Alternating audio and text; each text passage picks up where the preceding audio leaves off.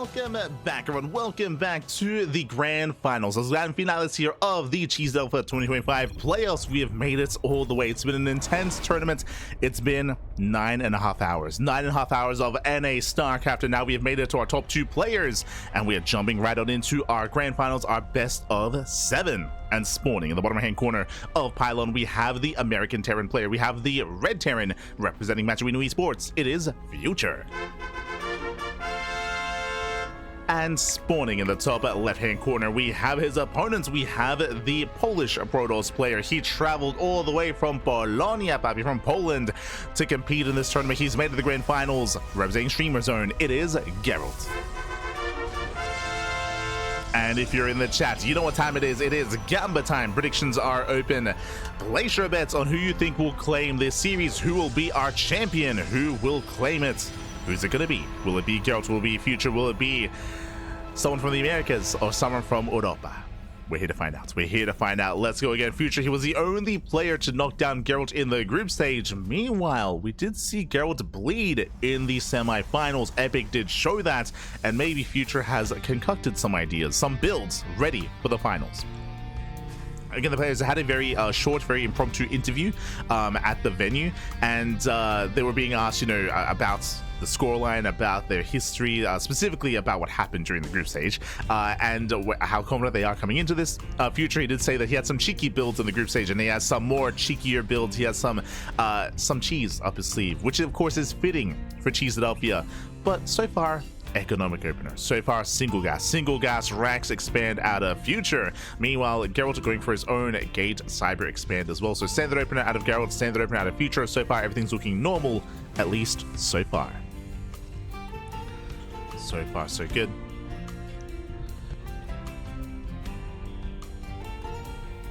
As we are setting into the finals, we can see Future is scouting for the proxy gateway, just making sure everything's on the up and up. Does check the third locations. And again, hope you've all been enjoying yourselves here. Again, it's been a full day of StarCraft. I do recommend the VODs. We had a lot of fun and entertaining matches throughout the course of the broadcast, with the group stage, with the playoffs as well. And again, it's been great to see, just to catch up with everyone, not just the players, but also with all the other content creators. Nish, the StarCraft 2 observers there. We have the SC Historian.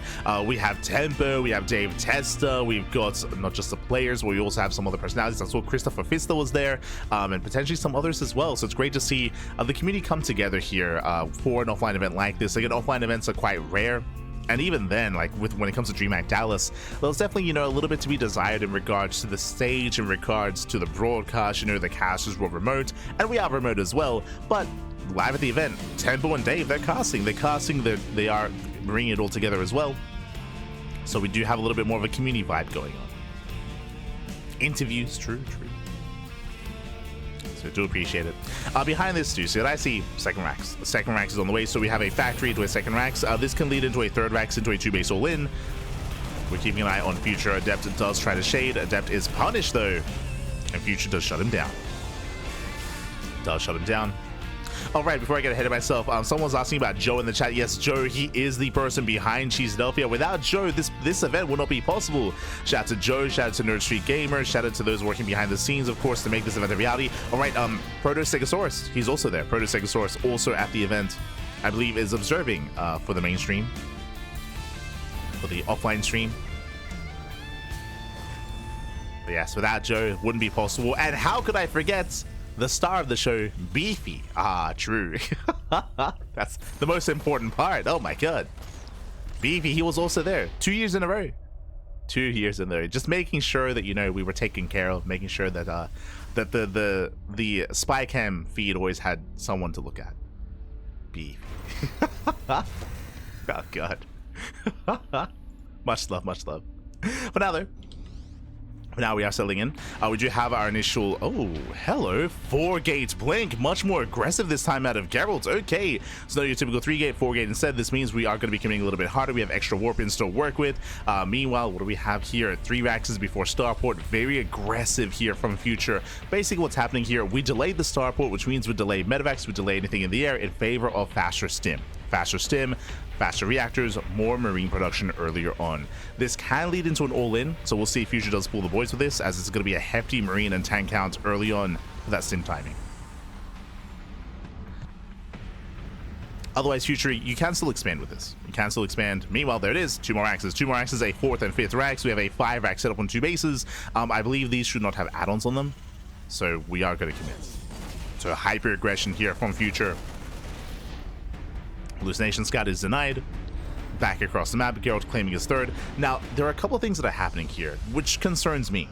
It was 4-gate blink, no robo. So this wasn't 4-gate blink aggression, it was 4-gate blink to be safe, which means his 3rd base is late. The 3rd base of Gerald has been delayed here, so the economy is going to be a little bit later. Everything else was delayed as well. The Temple Archives, Forge, Charge, +1 is headed towards all things Protoss, of course, but Future, I believe, is going to hit first. As he does break out. He's got 2 tanks with his army so far. 3rd tank is on the way. Gerald, he's here to try to catch some of those reinforcements, and he wants a tank. Ooh, does get it. Yeah, no control there. No reaction, no save from that medevac. Tank does go down. Massive pickup already. Can he get another? Can he get the tank? Can he get the medevac?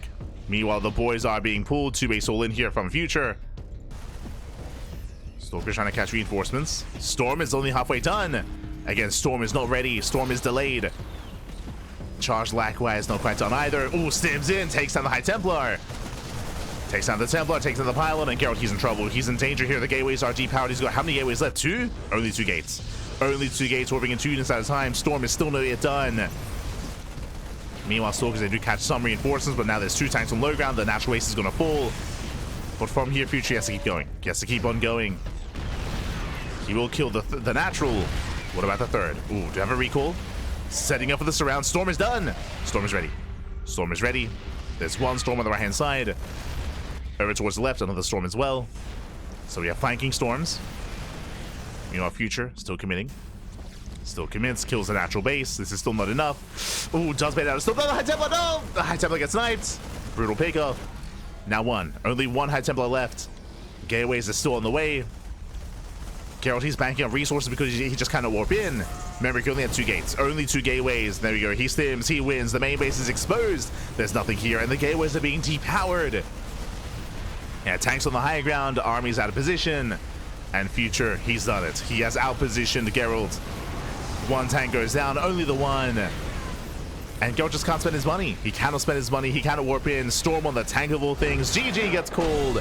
And Future, he will take game number 1. Whew, GG. Future will take a lead in the series, going for an economic opener, but then into a 5-rack setup on 2 bases. Remember, he delayed his starport, he delayed his medevacs in favor of early marine and tank production. More importantly, welcome to Pylon. Again, Pylon has a short rush distance by ground, so a very aggressive move out. Takes very little time to get across the map, and Gerald, he was caught with his pants down. The hallucination scouts were being denied time and time again. Likewise, this time he wasn't able to pick away as much as he wanted. He got 1 tank, but only the 1. Only the 1 tank. With that, GG, well played. Whew, and we spoke about it, right? So Gerald, he went for a 4-gate blink. That is true, but remember, behind it, he went not just 4-gate blink, but he had delayed everything else as a result. Delayed the 3rd, more importantly, delayed charge, delayed storm. Everything was a little bit later here in favor of extra gateways, in favor of extra stalkers. And here we go. We're getting into game number 2.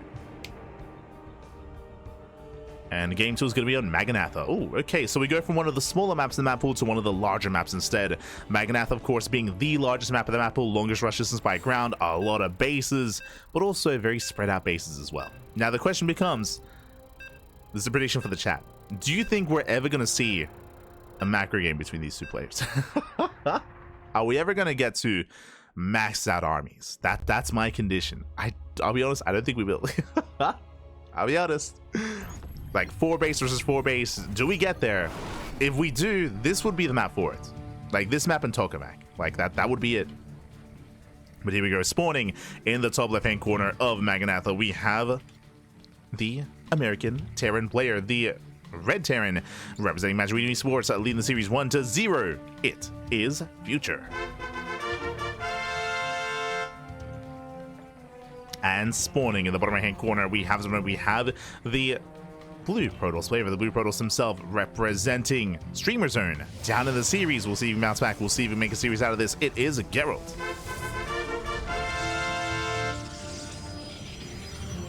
Here we go.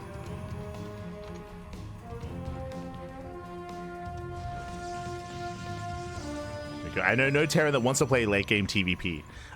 We're going for the proxy, by the way. We're going for the proxy. Are there any Terrans that want to play late game TvP? I don't think there's any that want to, but there are some that are willing to. Specifically that kind of verbiage. Like, I want to say there are players like Kior, especially nowadays. Like Kior a month ago, 2 months ago, he was a little more aggressive. Nowadays, Kior, he's mellowed out a little bit. Beyond as well, where they're more willing to play out a longer game.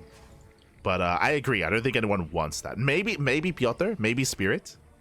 If anyone, if anyone wants to late game TvP, it'd probably be Spirit. But even then, I don't know.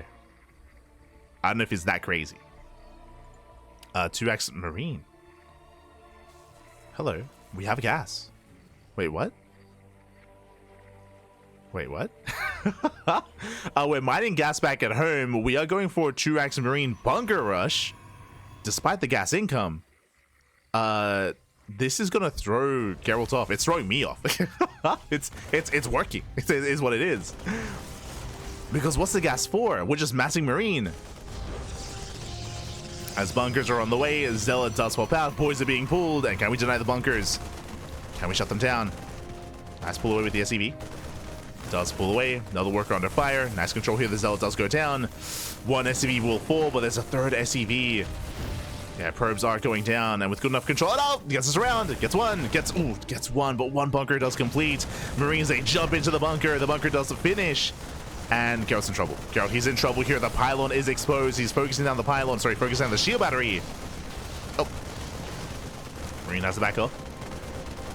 Marine does back off, Marine does retreat, and behind this, we are working towards the factory, towards the follow-up. There we go, does juggle back. The SCV's here to repair. Lucigo trying to catch reinforcements. Trying to. Pylon goes down. And can he kill the natural base? I mean, the repairs are brutal here. Yeah, Stalker is going to get surrounded. Gerald, he commits in. Does try to. Oh, once again, getting caught out. Thankfully, this bunker isn't done. Otherwise, I mean, that... Oh, God. The stutter stepping is brutal. And the Stalkers are being hunted down. There's one Stalker left, barely any HP. And back in the main base is just one gateway. There's only one gateway. Like, there's no production. There's no production. There's no warp gates. There's no nothing. Does catch a couple of units, though. Okay. Does catch a couple of reinforcements. Bunker does complete. Oh, but a brutal catch. Yeah, brutal catch here. Down to one Stalker. One Stalker left. And again, this expansion should go down. And remember, behind this, we have gas. Behind, God, he catches the Stalker. Yeah, just brutal positioning there. And behind this, Cyclone is on the way, and that will seal the deal. Like, what do you do against a Cyclone? What can you do? There's no blink, there's no charge, there's no sentry, there's no excess Stalkers. Oof. And Future, he's repping NA well. Pappy, welcome to Cheeseadelphia. Let's go as the base goes down. Supply blocking Gerald. Again, he's stuck on one base, stuck on trying to throw down his gateways, getting him to a 3-gate setup.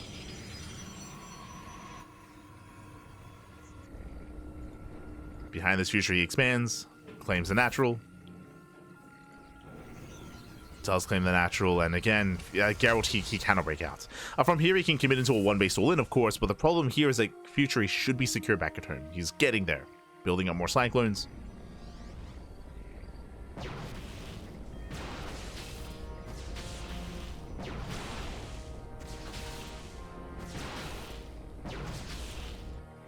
Future is looking for proxies, looking for ninja bases. Understandable. Making sure nothing crazy is going on. Scout does confirm that Blink is on the way. And Future, he salvages, he backs off. This is the correct thing to do. Technically, he could try to force his way into the main, but there's no need. Like, there's no need to force it. Just back up, claim your natural, macro up, get further ahead. Stim is on the way, getting to medevac production, floating back his Raxes.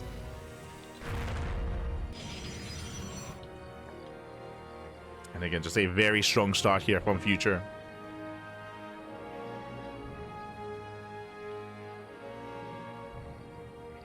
I'm like, did Gerald do more of the same in the first game? This game is very different to game one. Game one was a 2-base all-in. This was a proxy Truax bunker rush. So just different, very different game states. Very different, yeah, just very different tempos.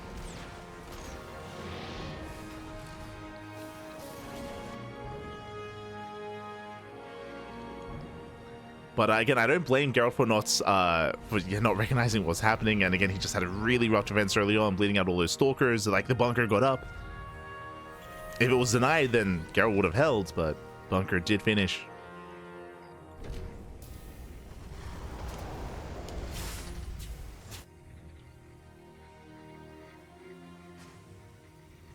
Here, Gerald working towards Storm. Now, there is a chance for Gerald to recover in this game. With Storm, like, they can hit hard. It can be quite efficient, quite valuable. But it is looking bleak here for Gerald. If he can somehow pop up with like a Storm drop on the main army or in the mineral line.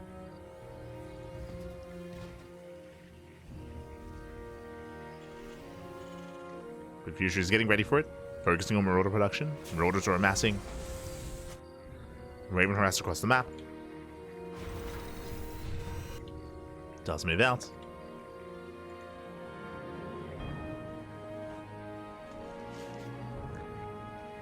And in general, I do really like this build of choice from Future, specifically on Maganatha. If you recall, we spoke about this at the start of the series. Gerald, he's at his best, he's at his most comfortable, and I favor Gerald in the mid-game. In a more standard mid-game scenario. And we have seen Gerald pop up against players like Cure, against players like Bjorn. Oh god. If he's allowed to get up to a 3-base setup, and even 4-base setup. But here, against the NA boys, against Epic, against Future, against Dolan, it's been non-stop 2-base all-ins. It's just been non-stop.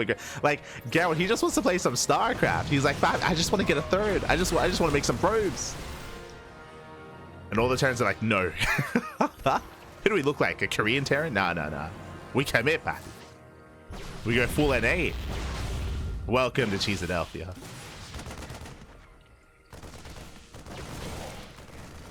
Shushu does rally out.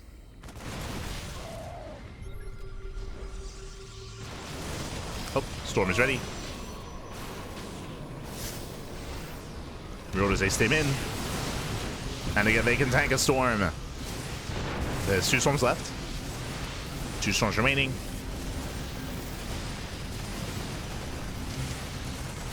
Likewise, getting on top of the tank. The first tank does go down. Not bad. Takes down the first tank, takes down the second. Massive Storm. Oh my god, the Storms are nice. The Storms are solid. But I believe that was the final Storm. We're about to have one more.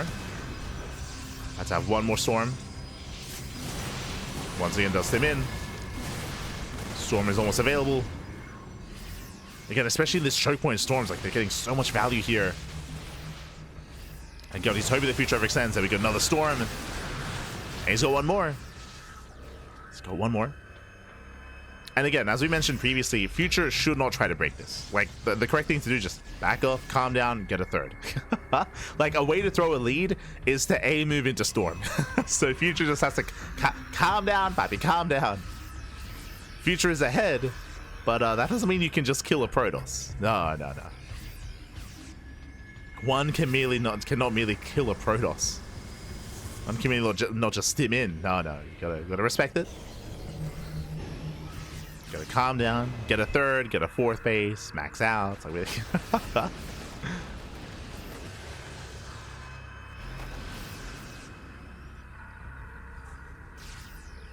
let's take it slow.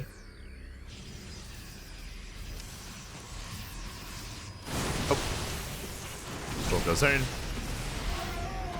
Again, it's mainly Marauders tanking those Storms and staying in front of the army. He snipes one, he snipes 2. Nice snipes. Takes down most of the High Templar. There's one High Templar left. And again, the Templar, the only thing keeping Geralt alive. And he does break through. He's done it. Takes down the final Templar. And now it's only a Gateway army. And again, without Storms, GG gets called. And Future takes a 2-0 lead. Whew, GG. GG, well played. Again, Future does take a 2-0 lead here. And we'll see where we load into in our next game. Again, I was winding it back here, but these larger maps are where I do favor Gerald, maps like Tokamak, maps like Maganatha, if he can get there, if he can stabilize on 2, 3, 4 bases. But that's a big if. And up next, we're going to be loading into a much smaller map. Up next, we're going to be loading into Torches.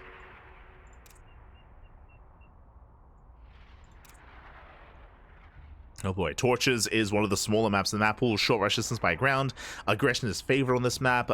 Again, we do have, you can expand towards your opponent. There are the goal bases as well. The natural base is more accessible. It's a very wide ramp coming into the natural. So we're expecting more aggressive builds, by the way. Whether it's on 1 base or 2 base, yet to be determined. We'll find out. We will find out. Torches is wild. Torches is one of the most vetoed maps in the map pool. But remember, best of 7, so vetoes are limited. I'm pretty sure Lost Fantasy was vetoed. I'm not too certain about the second veto. But each player had 1 veto. Only 1. And here we go, spawning in the top right hand corner of Torches, we have the Polish Protoss player. We have the red Protoss down in the series, and he can still work with this. Again, it's a best of 7, so plenty more games ahead of us, but we do need to start that comeback sooner rather than later. Representing Streamer Zone, it is Gerald. And spawning in the bottom right hand corner, we have the American Terran player. We have the blue Terran representing Matcherino Esports, leading the series 2-0. It is Future. Here we go. Here we go. Here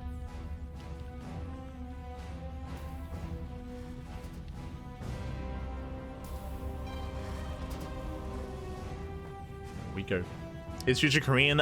He was in Korea last year, but he's not Korean. Future is American. Once again, I guess, you know, a little bit of a fun fact. I'm sure you've already heard this already. We've spoken about it. We brought it up like 3 or 4 times already. But Future was in Korea last year. He was actually in a team house. I say team house. Basically, the NA boys rented an Airbnb in Korea. When I say NA boys, I mean Estrella, Trigger, Future, and Clem. And this was in the month leading up to EWC. Leading up to the Esports World Cup, they boot camped together, and it paid off because Clem won. Like he's our rating world champion, and he has players like Estrella, Trigger, and Future to thank for that, as they were all working and training together in Korea, just kind of providing that kind of team house environment. If you recall, it was right after that where everyone went back home, and they left Trigger behind. They pulled a Kevin, and Trigger, he was left behind, and Trigger, he stayed in Korea for the entire year. He only just recently came back for Dallas. Recently returned from Korea, but he was there for like 10 months. So Trigger, he was left behind. But yeah, Future was a part of that. Future was a part of that. Of course, then came the off-season of EWC, and Future did take a break from the game. But now he's back. Now he is back. And we'll see how we open up. So far, Economic Opener. Rax expand Economic Opener out of Future, going for the faster CC, safety bunk on the high ground. Meanwhile, Gerald's going for a standard opener himself. Nothing crazy yet. We have our tech of choice going for a Twilight Council opener, and welcome one and all to Torches. Torches has a short rush distance by ground, short rush distance by air, more importantly. True. Much shorter by air. And there are also some unique quirks as well. Speaking of, these gold patches leading into these center expansions, leading into these gold bases. So you can expand towards your opponent, even take the gold and snowball from there. It's been quite trendy in certain matchups. For example, in TvZ, for Terran players to take this as their third base and to expand towards their opponent and to just 8 racks from there with the boosted economy.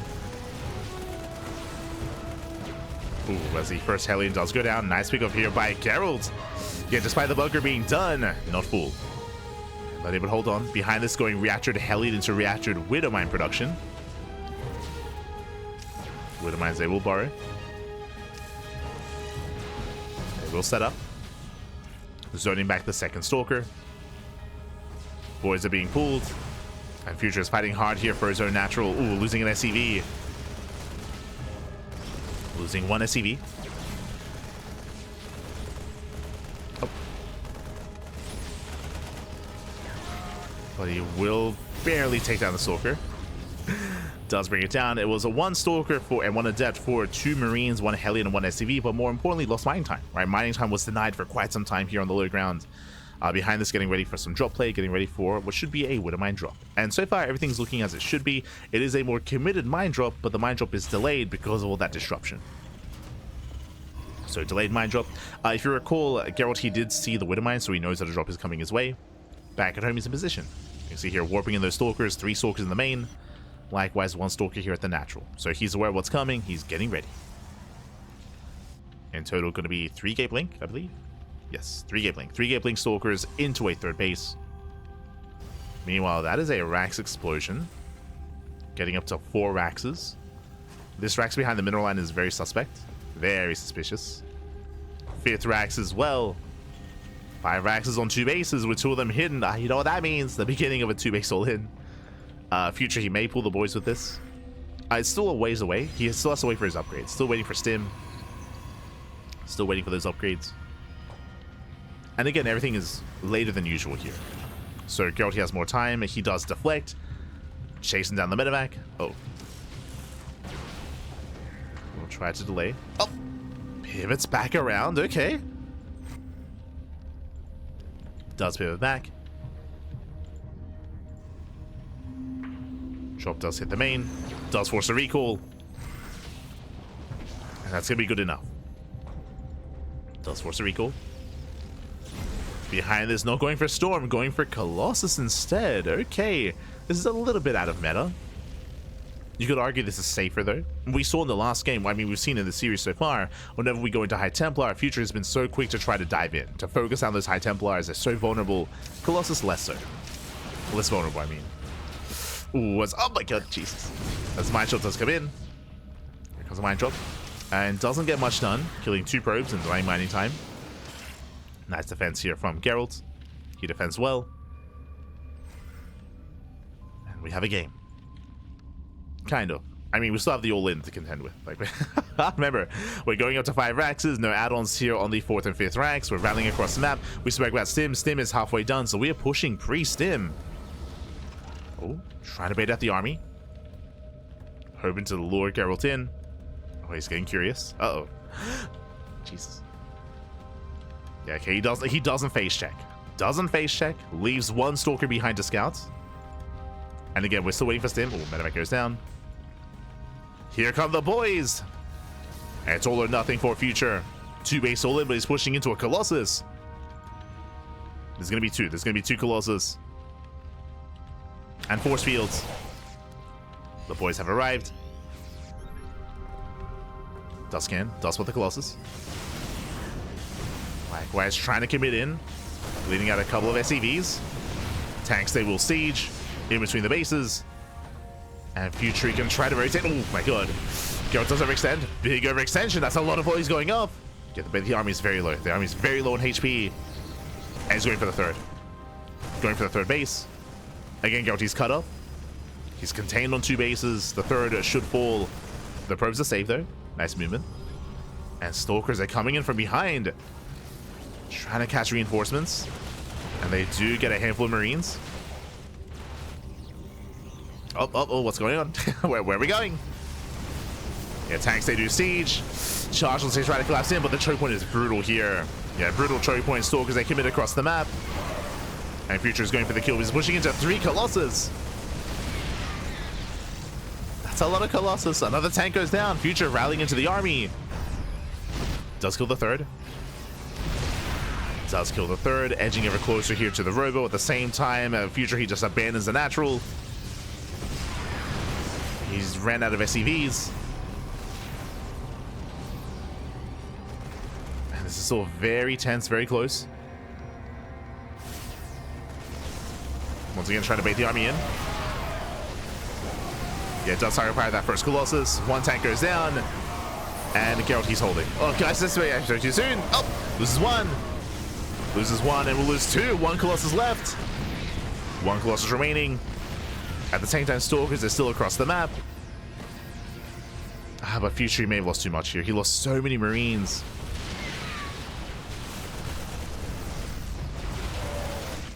He lost so many, lost too many. He unsieges, he falls back. And Gerald, he's done it. At this point, he has done it. He has held. Dragging the army back home, building up another Colossus. He saved all of his probes. I spoke too soon. That's the probes I found. But not the biggest of losses here. Like, Gerald, it's fine. He can afford to lose them. It's okay.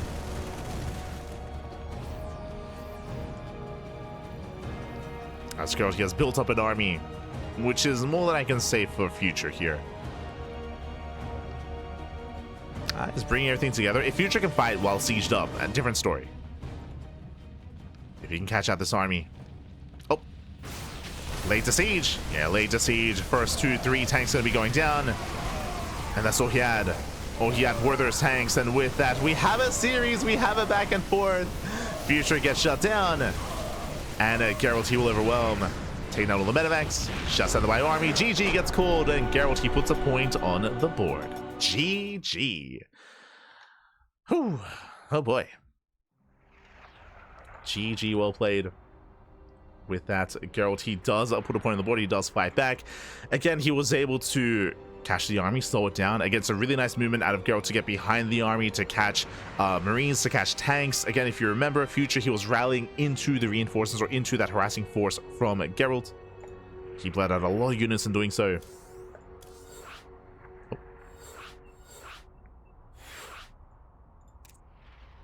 And likewise, even though he killed the third, it didn't really matter. Didn't really matter. It wasn't about the third, it was about the natural. It was about the main. And Gerald, he did buy enough time. Did buy enough time in the end. Ooh, and with that, GG, well played. We're now getting into game number 4. And what I'm happy about here is that it is not one-sided. Regardless of scoreline, regardless of who wins, it's not going to be a 4-0 in either direction. We do have a back and forth. Let's go. Let's go.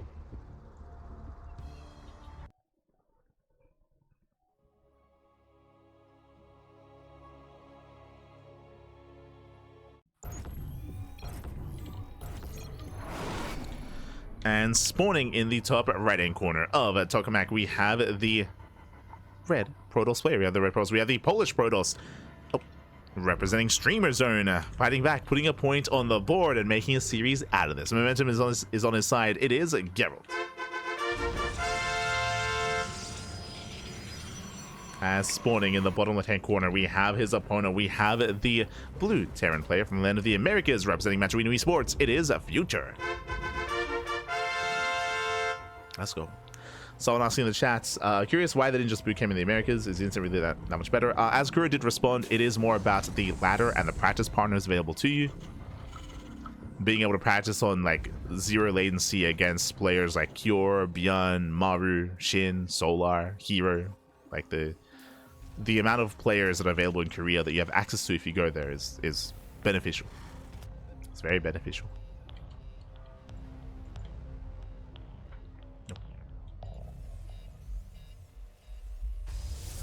And so now, going to be settling in.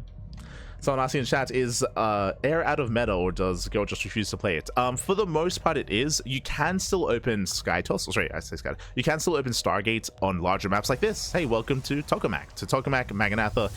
On these larger maps, it is a little bit safer to do so. But if we're talking about the smaller maps like Pylon, like Torches, like Ultra Love as well, it is more risky because it is more difficult to defend against all-ins. And you've seen this series so far, Future has done nothing but all-in. So it is very difficult because what are you going to do? You're going to have like, what, Phoenixes early on? You're going to lift up one Marine at a time or lift up a tank at a time and then be targeted down. Like, it's more valuable to invest into Stalkers, into splash damage, into charge early on to survive against these all-ins. So because of how the meta has shifted into these more aggressive builds, Stargate play has fallen out of favor. Just because it's considered to be greedier. Stargate play is good if you're playing a standard game. If you're getting into the mid game, then Stargate openers do a great job at giving you map control, at denying drop play, and containing the Terran player on 2 bases. But if they want to stay on 2 bases anyway, then it doesn't matter, right? Like if you're like, hey, I'm gonna contain you, they're like, I mean, I wasn't gonna expand. like Future's like, Papi, I wasn't gonna get a 3rd CC anyway. Like, I'm good.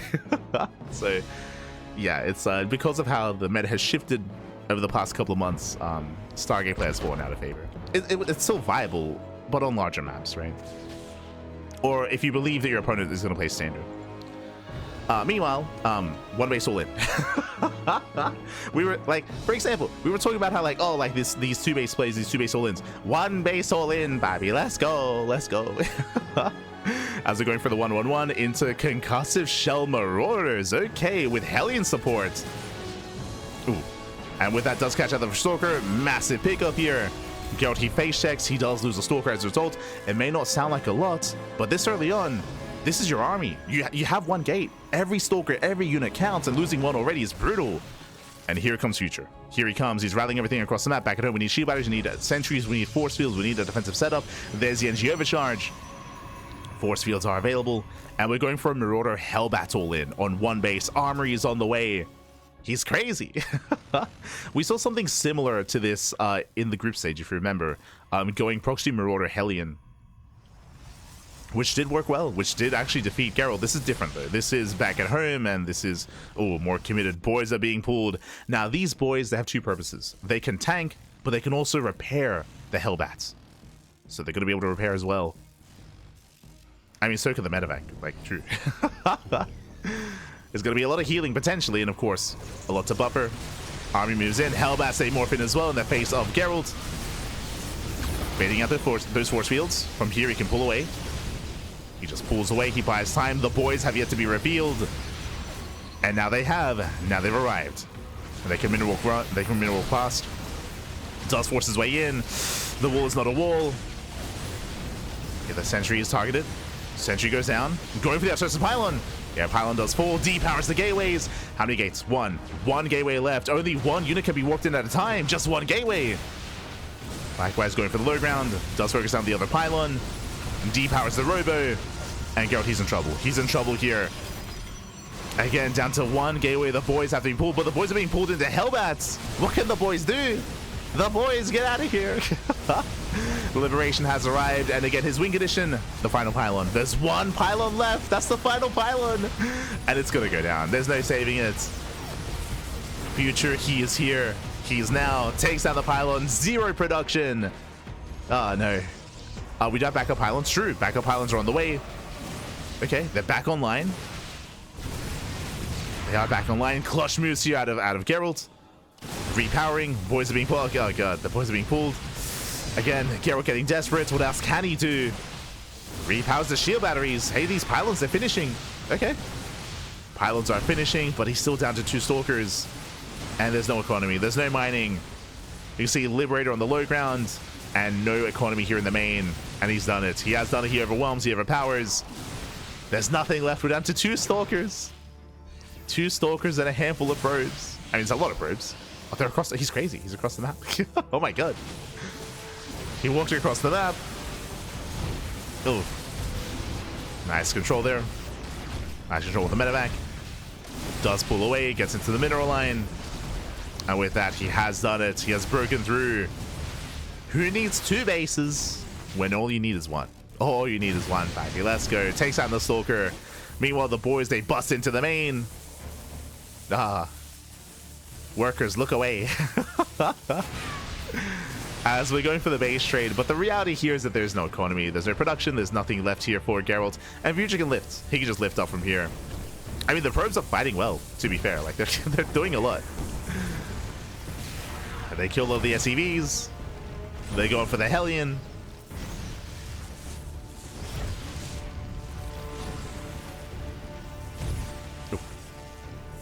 And yeah, the probes are lining up, and again, Gerald just accepting his fate here, down to a handful of workers. We have 4 probes left in the game.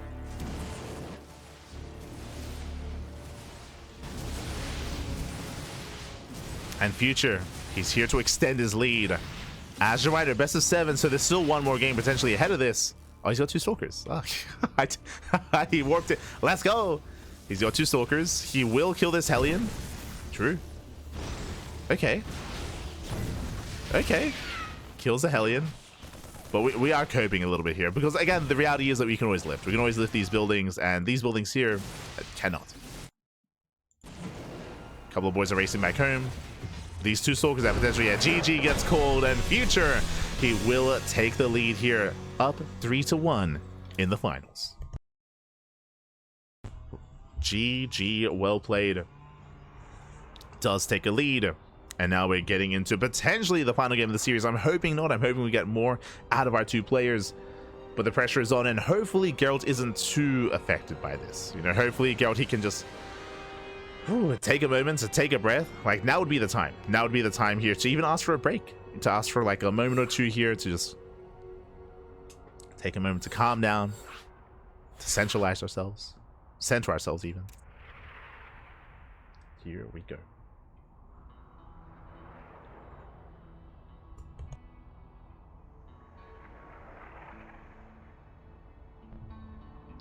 We go.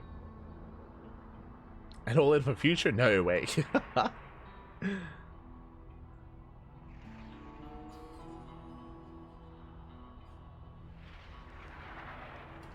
Full NA back. I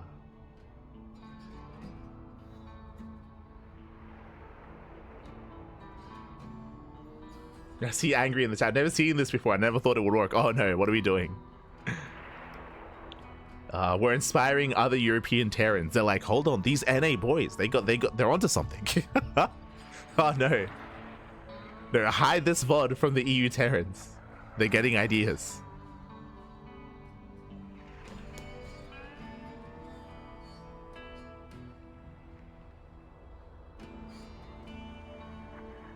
They're getting ideas.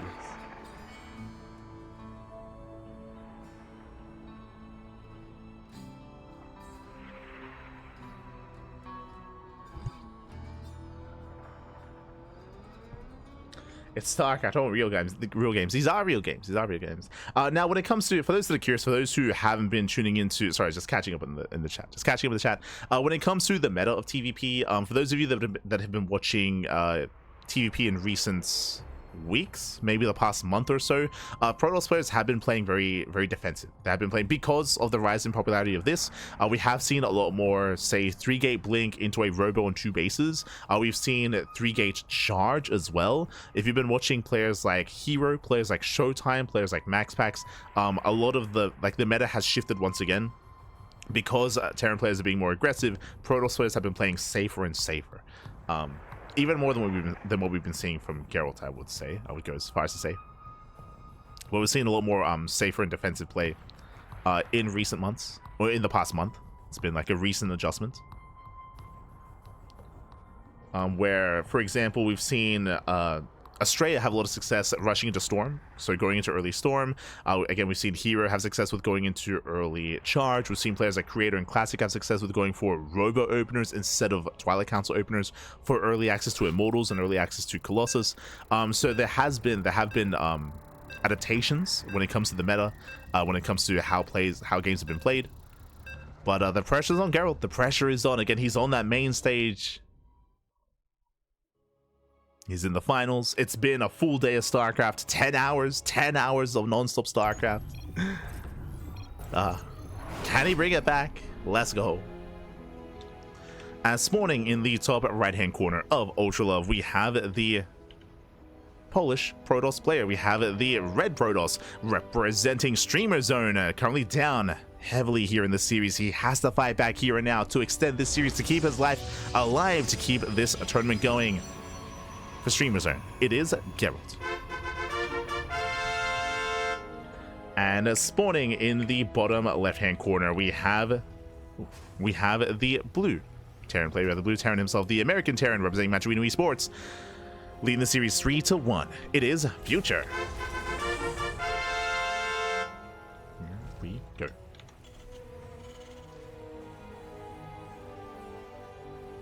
Here we go.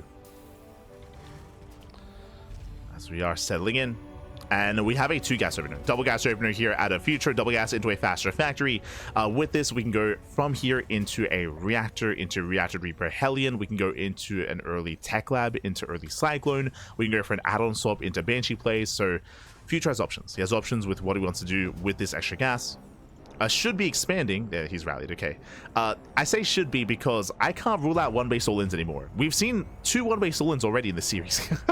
Like he is willing to commit on 1 base if need be. So that's also something I now have to consider. which is not typically the case. Like, one base all-ins are usually quite rare, but here in NA, nah, baby, send it. Second base is optional. True, true. And that's also something that I'm sure Gerald is unfamiliar with, right? It's like this committed of play. More so than usual. He's like, yo, Piotr doesn't do this.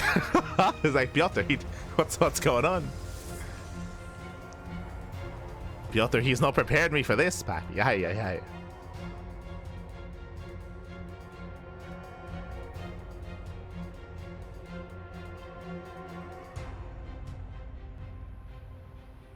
And here we go.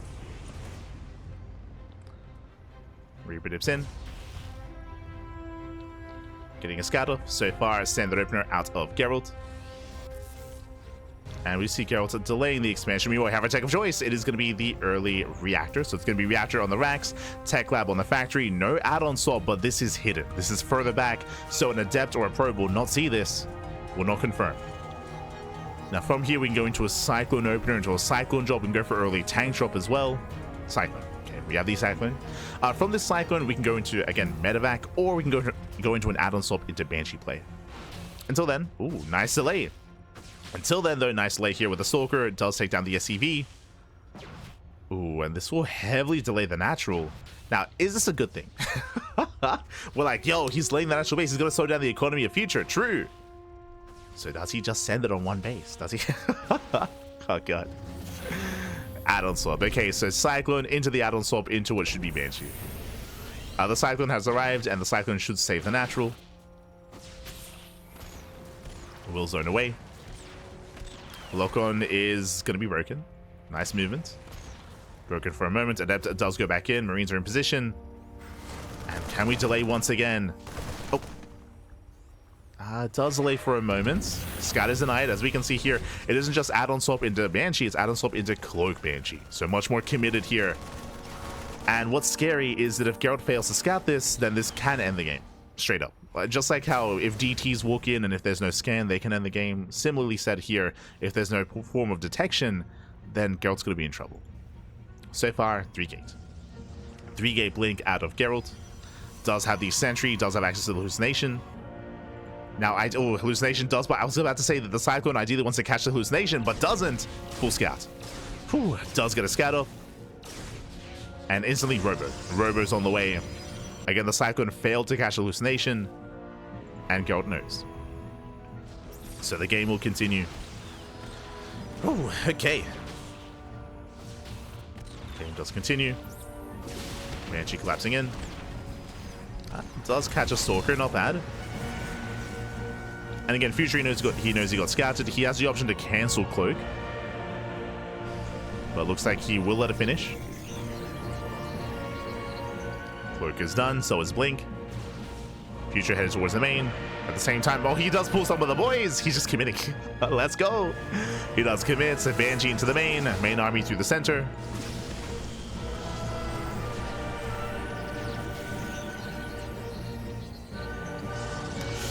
Ooh. That's a greedy expansion here. We'll see if Gerald can hold on to it. I don't think he can. Yeah, brutal lock-on. Takes down the Stalker. From here, the tank will siege, and from here, Gerald, the base is denied.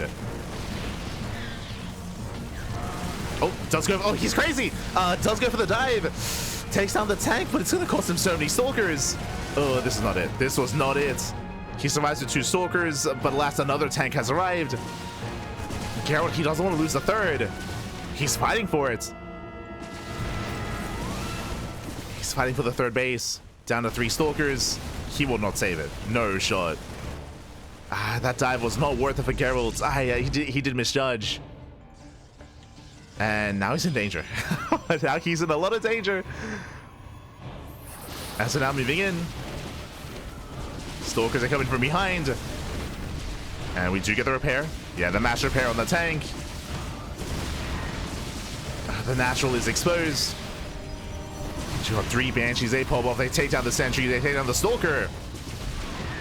1 Banshee falls. 1 Banshee goes down. And you can see the boys, they're hugging the tank. Just in case. Oh, here we go. He goes. He sends it. Does come in. Immortal goes down. The tank will fall. And it looks like this is going to be... Nah, it's not a hold. It's not a hold. More Banshees have arrived. More reinforcements move in. Do we have another tank? Yes, it's on the way. Two tanks on the way.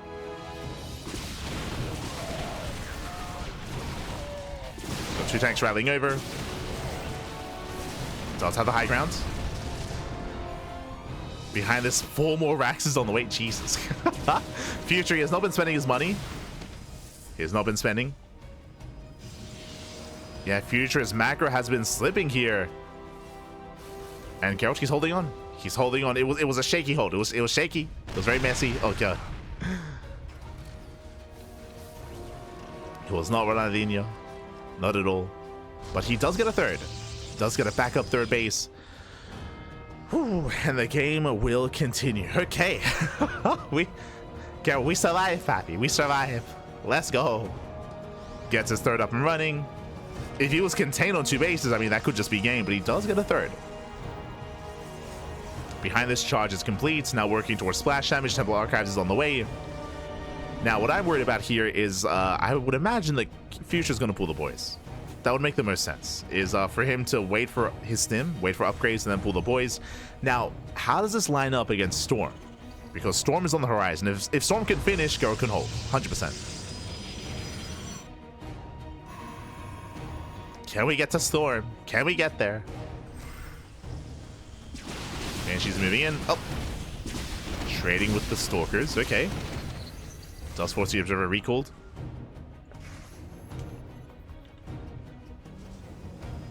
Observer does recall. Banshees there back up. Oh, getting caught out.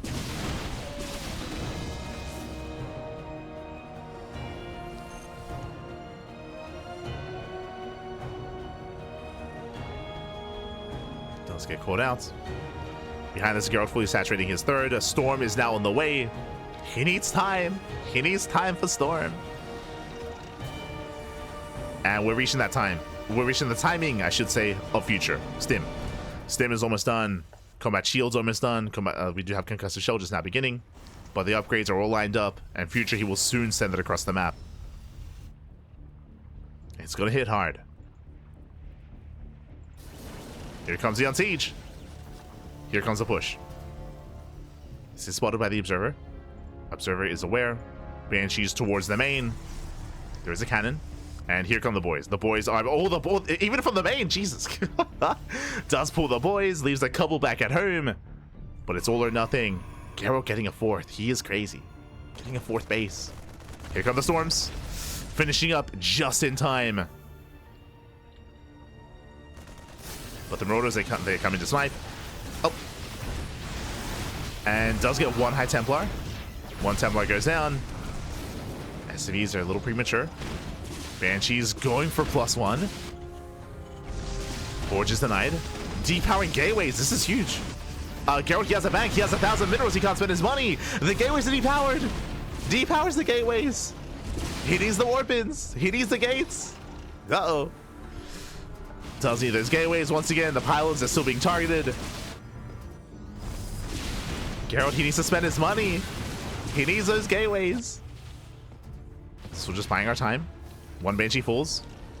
We have 10 gates in total. 2 of them are depowered, so down to 8. Ooh, oh my god, flanking Storm. Flanking Storm coming in. Another Storm on the right hand side. Massive Storm. Oh my god, brutal Storms. Future, he gets caught out.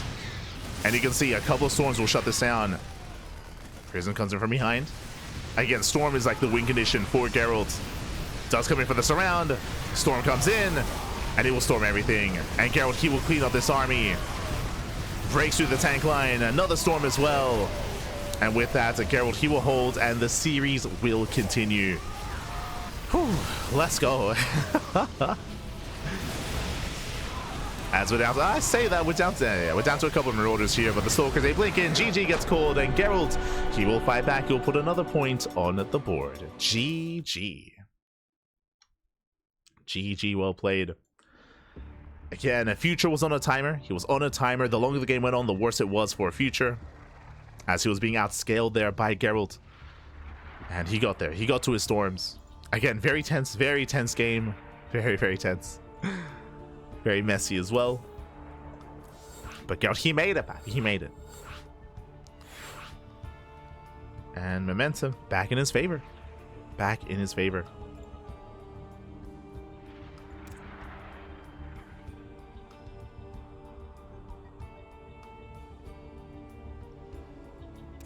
Here we go.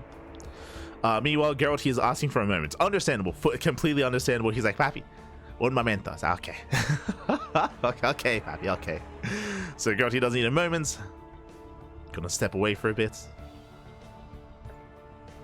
Whew. And then we'll be jumping in. Let's go. I mean, it's 2-1. The score is on the screen. You can see just under us. We have the current score line for the best of 7. That looked real scary from. It was really scary for more than a couple of moments. It was that was a tense game.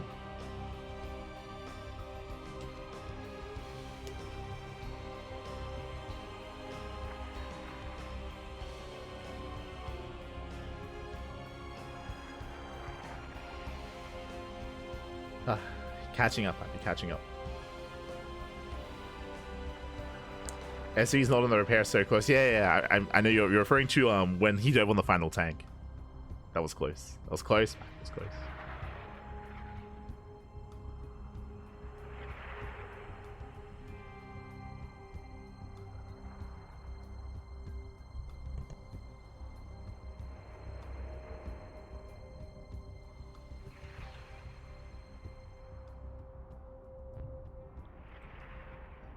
Here we go.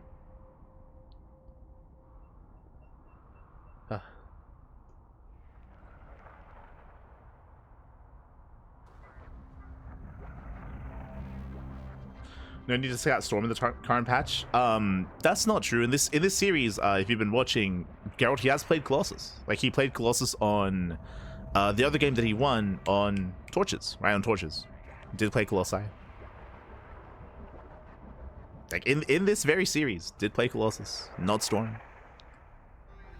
Just as a heads up. Like, players, they still do mix and match. Like, it isn't just Storm every game. I was being cheeky. Oh, okay. Okay.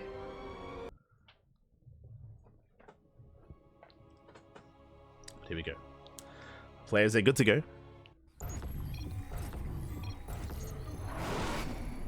Okay, did ask for a moment to break, which is perfectly fine. And now we're jumping into our next game and spawning in the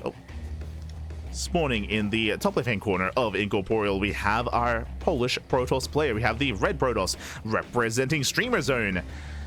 Still down in the series, still one more loss away from being knocked out, but momentum is on his side. He just took a game. Can he do it again? Can he bring us to the ace match? The pressure is still on. It is Gerald. And spawning in the bottom right-hand corner, we have his opponent. We have the let's go. We have the American Terran player. We have the Blue Terran representing Match Arena Esports. One game away from claiming the series. It is Future. Here we go. As Future, he's moving out for, I believe, an eBay block. Not for a proxy. I mean, kind of a proxy. He's moving in for the eBay block. Meanwhile, the probe is already on the low ground, so quick scout by Gerald. He will spot the SCV, he will react, he will respond, and this eBay should not get much progression. So good reaction here from Gerald. The boys are pulled, and this eBay will be denied. Whew, okay. So once again, a cheeky start here by Future, and he shouldn't really get much done with this. For those that are curious, if the probe was not on the low ground, then this eBay would have gotten much more progression. If that was the case, if the eBay had much more just production. Goes for the second block. What an animal. Oh my god. But if he had delayed this any further, if there was any more HP, then he would be forcing Gerald to expand at the third. And if Gerald expands elsewhere, then he's vulnerable. Then he's exposed because his bases are spread out, and the Terran player can abuse that by pushing towards the third or towards the main. But thankfully, Gerald, he scattered ahead of time, shut it down, but we're still proxy. Ooh, Proxy Factory. I believe this is a Proxy 1-1. Proxy Factory into Proxy Starport into a Hellion drop. That would make the most sense in my mind. Like, no shot Proxy Factory floats into the main, Widowmine in the main. No shot. No, that's the other option. It's been a while since we've seen a player float their building. I mean, the main base is large enough. It is large enough. No shot. No shot. It has to be the starport. It has to be the starport. I'm coping right now. Do we float in? Stalker's checking. Okay, Stalker's checking, kind of. Reaper will distract. He's where he's going. Let's go. He's floating in. He's an animal. He's an absolute what an animal. Let's go. Proxying in the main. The Stalker was distracted by the Reaper, by the way. The Reaper did a great job distracting, and we are making Hellions in the main base. They're banking up. Now, as a reminder, how many Hellions to one-shot a probe? 3. 3 Hellions. That is the ideal number. 3 Hellions to one-shot. Can he bank them up and build up 3 Hellions? We've got 1. And we're gonna count on stream. 1 Hellion. Can we get up to 2? Can we get up to 3? Oh boy. Meanwhile, oh god. Meanwhile, back at home, 3x. Jesus, going for a 3x follow-up. CC in the main. It does move in with 2 Hellions, so he goes a little bit faster. 2 Hellions, they 2-shot. As you can see, they do 2-shot. Workers, they're lining up. Oh my god, they do line up. Surrounds 1. Thankfully, does round 1 Hellion. That's still 8 probe kills. I don't know. Oh god, they line up once again. 11 probes go down, and we're not done. The Widowmine's going to be waddling in as well, and that's already worth it. For 2 Hellions, 11 probe kills is insane. As the Widowmine does waddle in. We'll zone away. And remember, we're not done. Behind this, we're working towards stim. We're working towards a very, very strong stim timing. Mindshot goes off on the hallucination. And with that, another Widowmine does waddle in, but should not get any damage done. Oh. There we go. Another hallucination. Another bait. Whew, okay. And now we're calming down for the time being. So Gerald, he did lose a lot of workers. 12 in total this game. 12 in total. That is brutal. Insane damage. So Gerald, he's crippled. He is crippled, which means this follow-up 2-base all-in, I'm assuming that we're going to commit into an all-in here, will hit even harder. Marines, they do sneak out on around the right-hand side.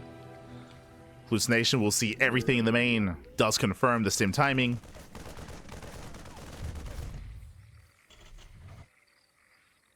Future will keep these Marines hidden. We'll keep them hidden. Again, Gerald working towards Blink. God, it's been a long time since I've seen a player float a factory into the base. I think the last time I saw that was on not Eternal Empire, Gressman. That's it, Gressman.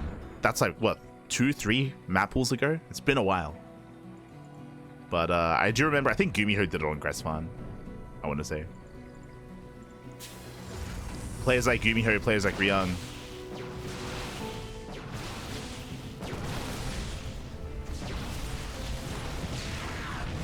Because they poke in, they pick up a depot.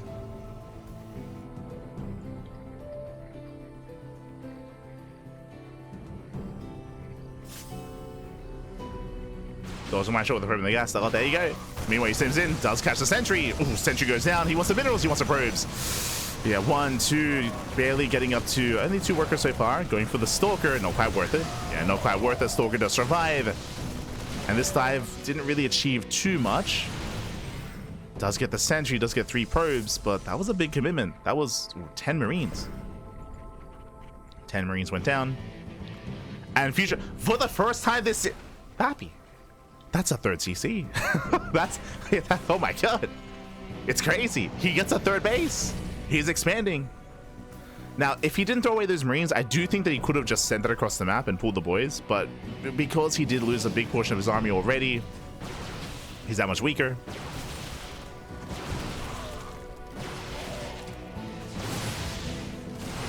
And again, Future, he re-hotkeeyed his command center button. Let's go. He's expanding.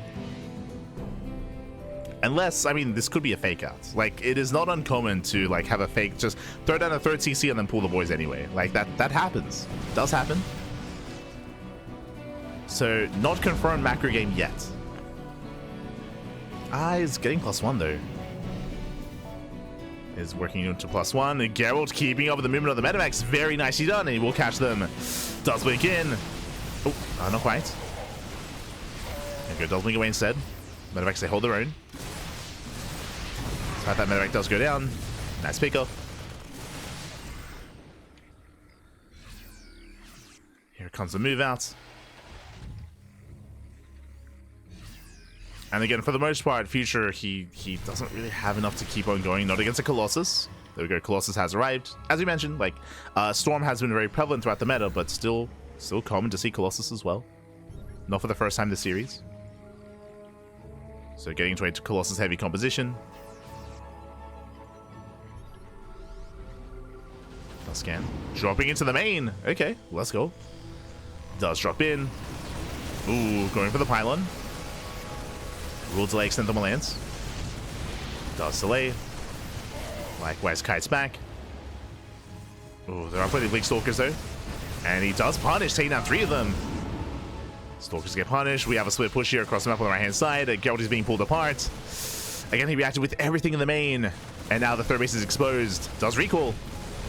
Does recall. A handful of zealots.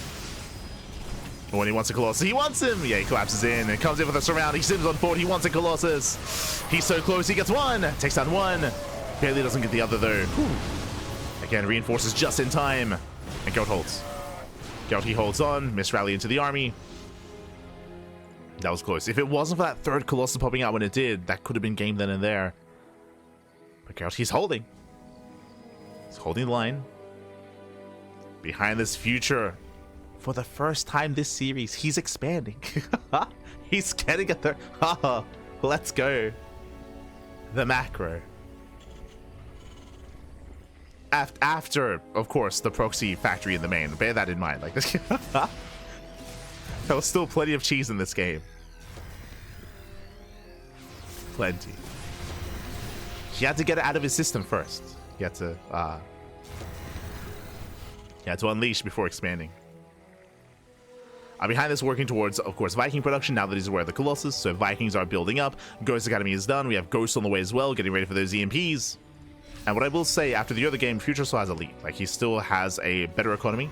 We have 3 base versus 3 base. Typically, in this kind of game state, as Future gets a 3rd, Gerald should have a 4th. He should have a 4th base, but because of all that early game damage, because of all the tech that he's been investing into, now taking up into Storm as well, being safe, it means that he is falling behind economically.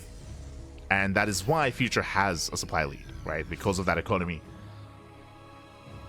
And now has a greater army. Future still is at the advantage. No saying that Gerald can't recover. He can, totally. He can take a better fight. He can catch the army with a Storm. With Disruptors are on the way. Let's go. Getting into Disruptors. So he can still take a fight. This Future is moving in.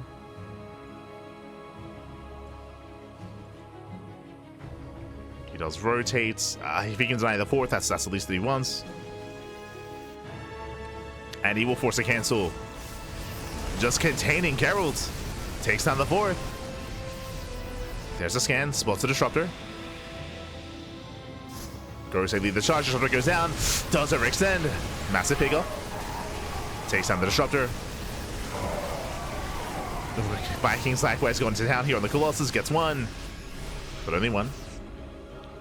Only 1 Colossus. Future dropping into the main. Oh, he thinks about it. Again, the scan here did see the army movement. So we did see Gerald rotating. Future pulling back around. Does pull back. He's spotted by the pylon. Gerald, he knows. And again, all the Future has to do is deny the 4th. Just deny the 4th base over and over again. Oh. Has to respect the army. Does pull away. Once again, has to free spread. Remember, there are storms. And the base is denied. So Future, he'll be the first to max out. Again, he's just starving Gerald out. Gerald, he needs a 4th desperately. But he can't get 1. And once Future maxes, then he can commit to a fight. Like, properly. He's almost there.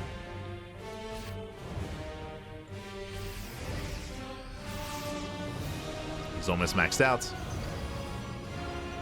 Rotating over, he's checking for the fourth. There is none. And now he does confirm.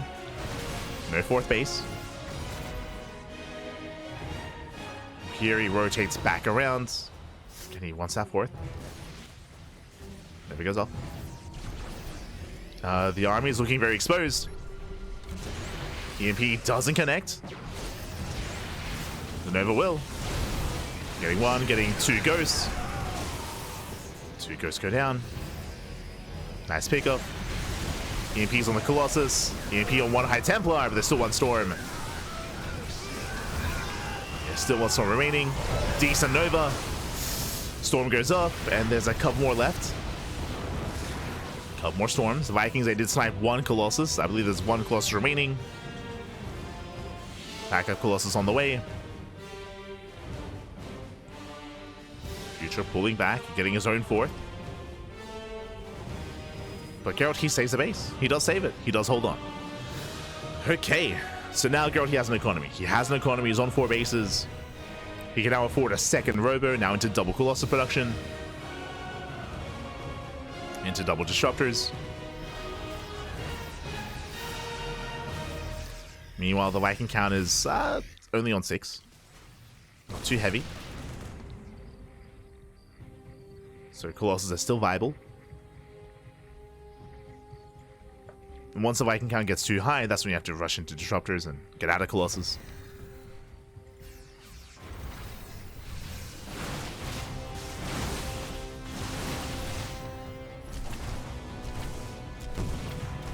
As Zelte move in. Buy some time.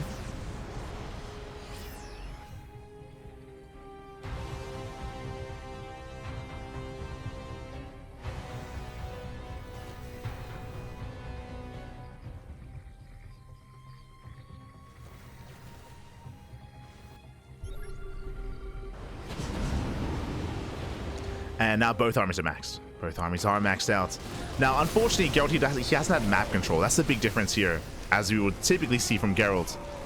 He hasn't had map control. He doesn't have that overwhelming economy.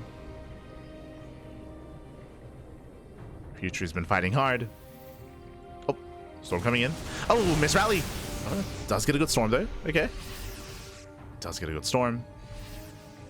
Does cost him 2 High Templar, but how's okay. How many High Templar does he have left? 7. That's Jesus. that's a lot of Templar. Have some flanking Templar towards the left-hand side. Sell around by moving in.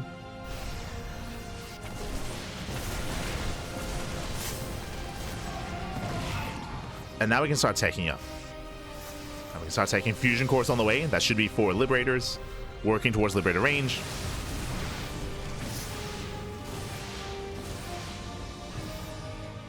Organized army rotates. Baiting out some storms. EMP connects. There's still more High Templar. Gerald, he has to respond to this.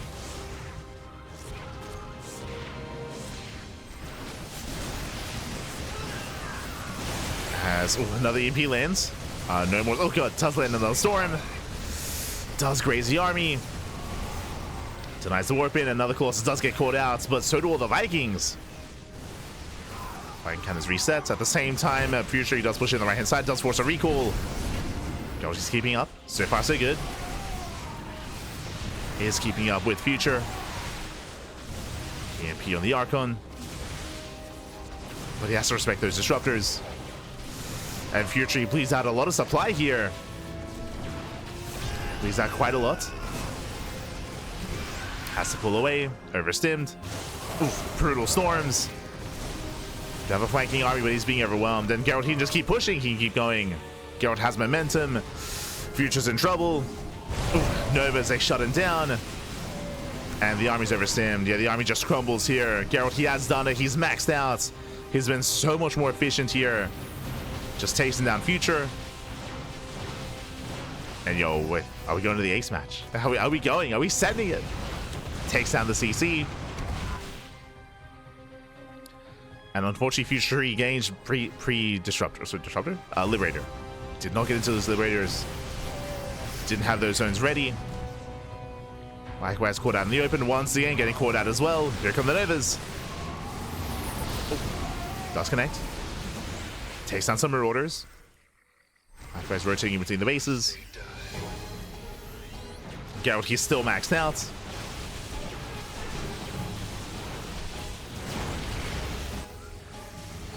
Still maxed. Just bullying back the bio again. We're just stuck on Marine Marauder. And it's all going to crumble here. Gerald just came with the production, takes down all the Vikings, takes down all the Ghosts. GG gets called, and Gerald, he will tie the series up 3-3. We are going to the ace match. Whew, GG. Oh my god, GG, well played. Again, Future, he did well for himself early on. He was able to get a lead early on with the proxy factory. Likewise, he did a great job denying the fourth base for the first 2 times, but we didn't mention a big deciding factor, big deciding moment was when Gerald took his fourth. Once he got his fourth base up running, then he could actually max out himself. If you remember, Future, he did have a misread. If you remember, he denied the fourth base on the right-hand side, then he rotated to the left, but Gerald expanded on the right again. Did expand on the right hand side for a second time, then it got up and running. Future, he failed to cancel, he failed to deny it. With that, then Gerald was back in the game. He was back in the game. He got his fourth up and running. And we saw that Future, he was working towards Liberators, towards the Fusion Core, but he didn't quite get there in time. With that, the Grand Army got bullied. And GG. GG, well played. We're going all the way to the ace match, to game 7. Papi.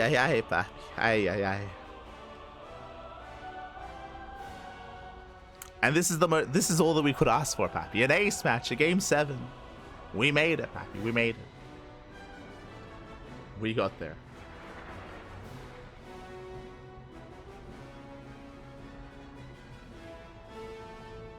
Oh. Hi. Looks like our players are asking for a moment. Asking for a moment.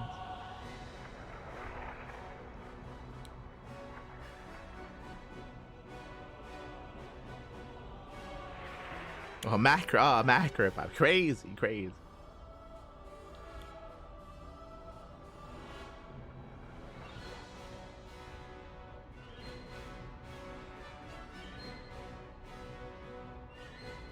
These are 3rd TCs, so he has more boys to pull. That was the problem. True.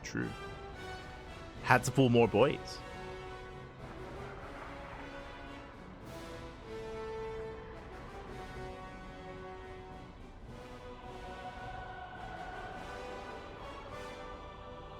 And these guys know you need to get to bed. I'll be fine, Papi. I'll be fine. I say that, at this point, our next cast is going to be in 8 hours and 20 minutes. So it's going to be in around 8 hours, maybe, by the time we finish here. Maybe 7 hours. Maybe. Of course, I'd have to try to force myself to sleep. But it'll be okay. It'll be okay. This is where we play 40 minutes into a draw. Oh, no. Not like this.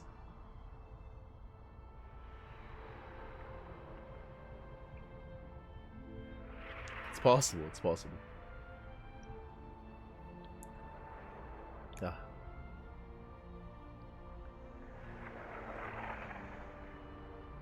Meanwhile, again, the players, they did ask for a moment here, which is understandable. We've gone the distance.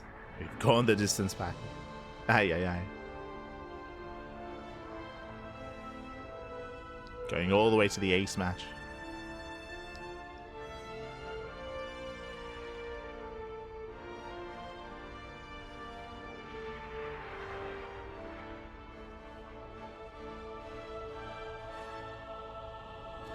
The real prize here is, of course, after the finals, they all got to get some Korean barbecue together, right? They have to.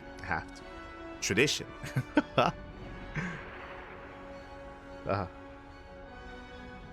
Thank you for your dedication for casting SE2, buddy. Thank you. We do our best.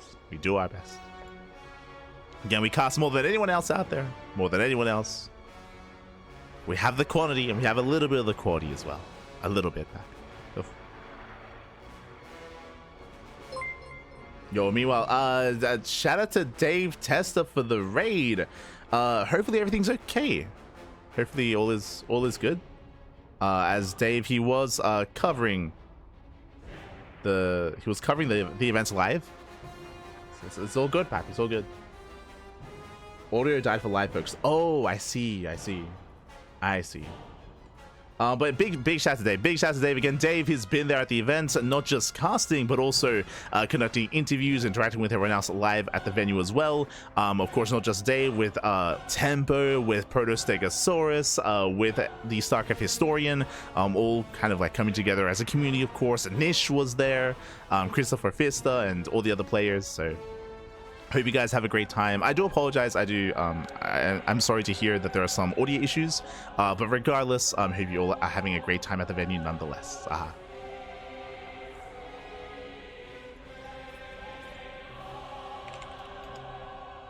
Thank you for the raid. Thank you for the raid.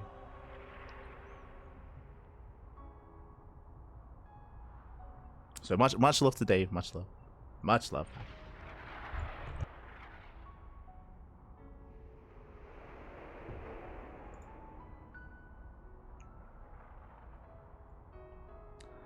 So here we go.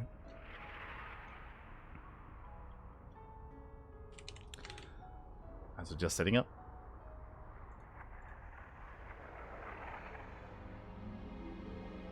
Oh, they dropped a mixer in it. Oh, I see.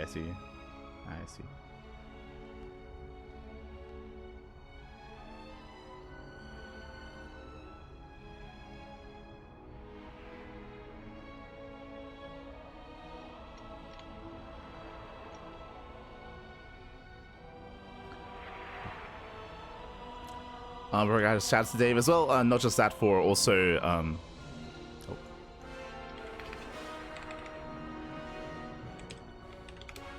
for also being Gerald's roommate as well. Of course, Gerald did mention, or it was mentioned, of course, that they're gonna be roommates together. Of course, allowing and helping to allow for Gerald to travel abroad, to travel to the Americas. Let's go. Gerald, he was letting us know that apparently he'd been wanting to go to Cheeseadelphia for years at this point, but of course COVID happened and there were other complications where he couldn't quite travel. Finally able to go to Cheese for the first time, to make it to the finals as well. To make it to the finals.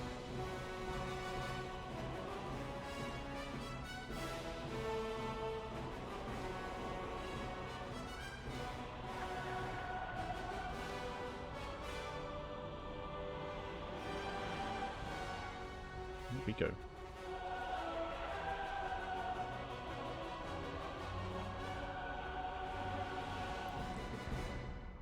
Oh, also, be careful in the chat. There's someone saying that they cut off the electricity. That is not true. Not at all. Not at all.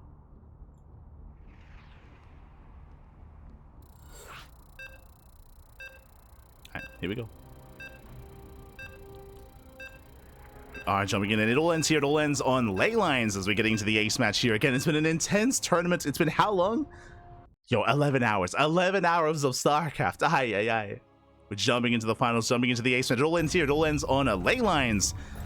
Let's jump on in. As spawning in the top right-hand corner of ley lines, we have the Polish Protoss player, the red Protoss, representing Streamer Zone. And clawing his way back from the brink within an intense series already, it is Gerald. And spawning in the bottom left-hand corner, we have the American Terran player, we have the blue Terran representing Matcherino Esports. It is Future.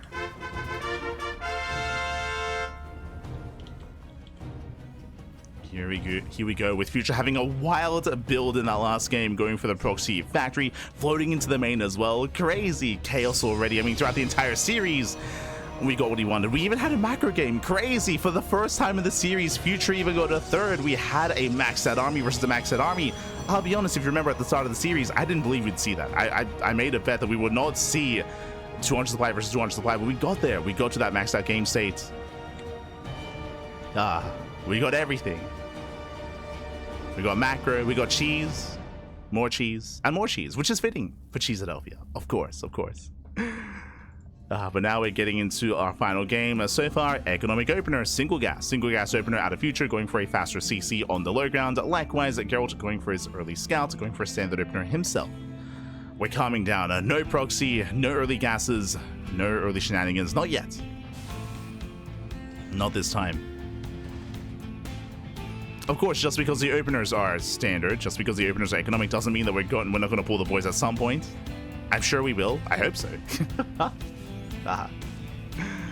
So now Gerald is on the low ground. It will delay the expansion for a moment. It does delay. Here it does delay, being as annoying as possible. Marine pops out. I believe Future, yeah, no SCV Scout. No SCV Scout, no Reaper either. Is going to be playing blind. We'll check the nearby locations for a proxy gateway, but outside of that, is focusing on himself, on his own build, on his own setup.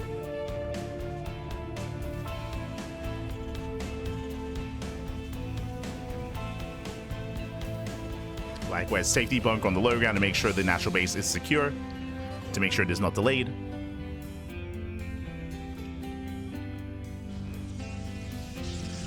And we're calming down. We're settling in. Have we gotten all the cheese out of our system? Is it all gone? No shot. Hello, SCV. As SCV does move out across the map. Back at home, we do have the reactor first. So reactor on that rack, since add-on swap into Hellion into proxy starport. Let's go. Setting up for the proxy starport into reactor Hellion. Drop into the main. Okay, we are setting up. Technically, this could also be a Liberator. We could go Reactor Hellion for Hellions towards the natural, then Liberator into the main base. There are different variations of this, but we're leaning more towards a drop into that main with a medevac. So we're leaning towards.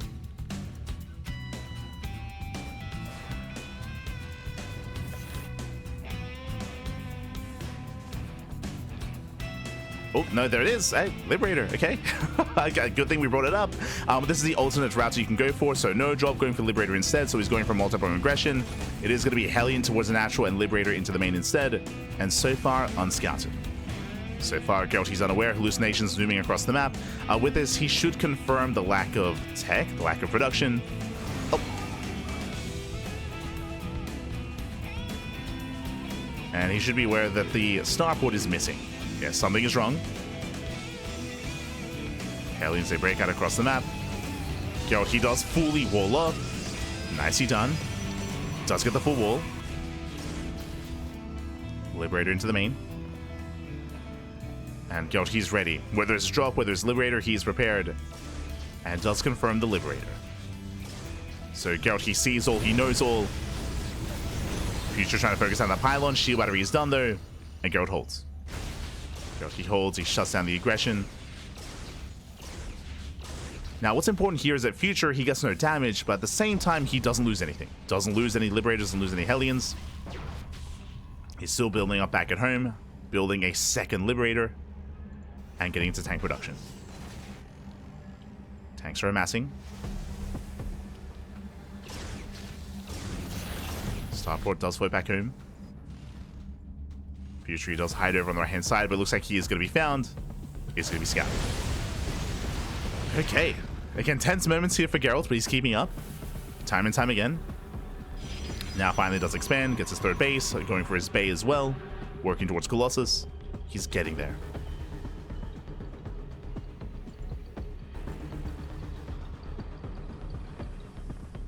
He's getting there. Likewise, once again, Hellions, they do pipe past the main army. Gerald's ready. Gerald's in position.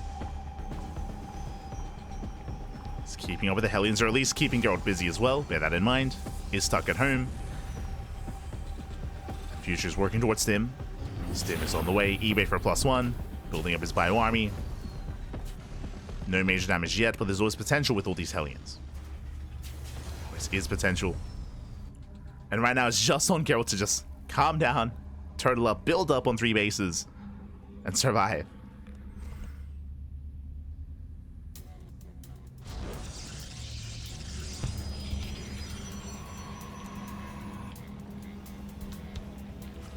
As he does catch the Observer. Observer goes down.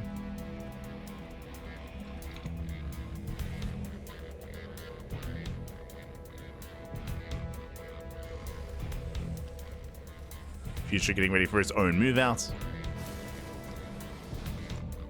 Likewise working towards Stim. Stim, combat shields, the upgrades are almost done. And we will soon send that across the map. And with Liberators, it's going to be on Gerald to scout this ahead of time. Does move out with the Stalkers. And ideally, he does want to slow this down. As Future, he does move out. Doesn't pull the boys.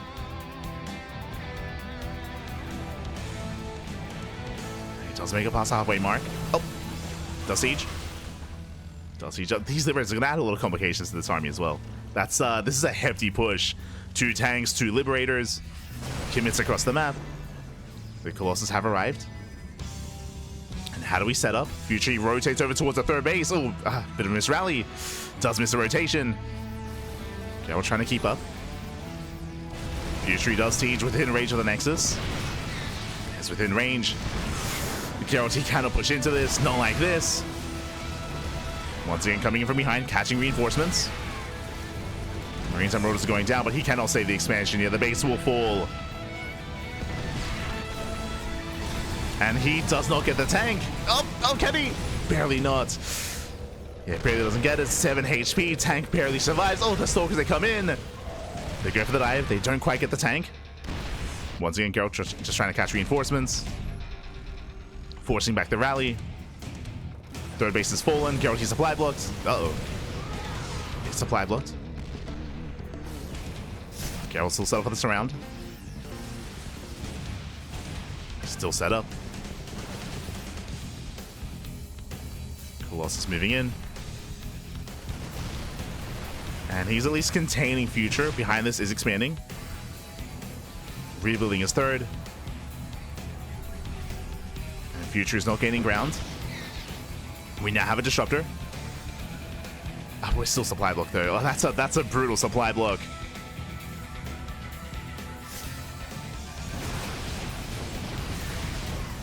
Once again, pushing forward. Trying to reposition. Slowly gaining ground. Likewise, Gerald, he's waiting for the unsiege before he can commit in. Not quite able to. Tanks do punish.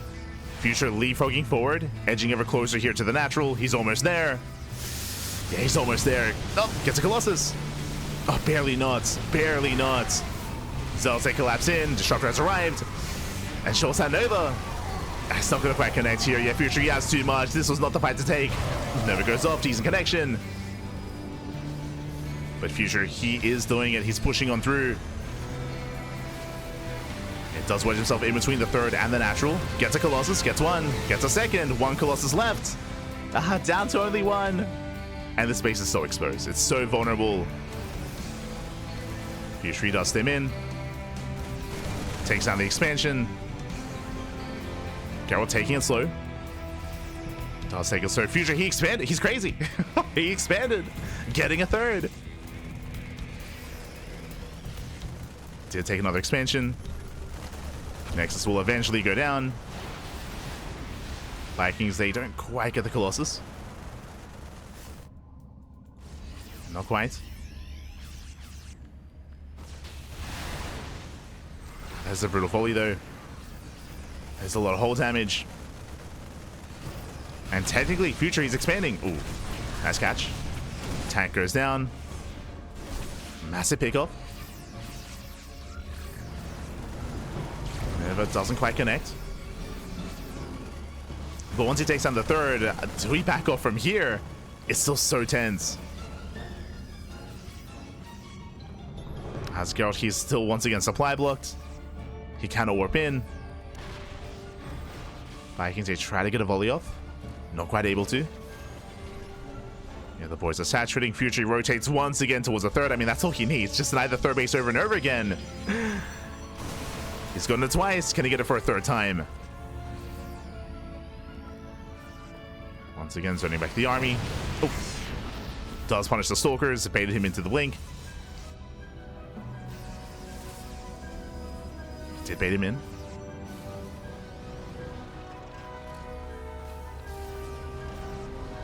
Yeah, Zealot Rama can force back some reinforcements. Does hit the mineral line. Nice snipe. Gets a tank. Oh, God. Gets a tank. Gets shot for it, though. SCV's a force back. But Future, he does not back off. And once again, he wants the third. He wants it. Back at home, he defends. Reclaims his own third base. And Gerald, he evacuates. He evacuates once again. He just cannot hold on to that third. He's trying to. So they hit back in. They get back in, hitting the third. Likewise, the Nexus goes down. Brutal pickup. Colossus will fall. And Gerald, he can't quite keep up. Not anymore. He's just being starved out. He just cannot expand. He cannot mine. He cannot keep up. Not like this. Not like this. He just wants a third. That's all he wants. Oh. Decent splits, but the ghosts go down. Catching out the ghosts, denying the EMPs. Another Colossus falls. To get a decent storm. Another storm in the Bio Army. Not the worst fight here, but Gerald, he can't afford these losses. Yeah, he cannot afford it. Vikings, they land. There's still one more storm in the chamber. Up to 2. Okay. 2 more storms. Forcing back Future. Has to retreat, has to respect the army. And again, that was a good fight, but Future he can rebuild. Can rebuild. Making 3 more ghosts behind this. He's got his third base up and running. He's ahead economically. Rotating once again. Gerald just wants to expand. Taking the third. Future is not fully aware of where the base has been taken. He's not fully aware. Rotates over. Reminding me of Incorporeal. No expansion.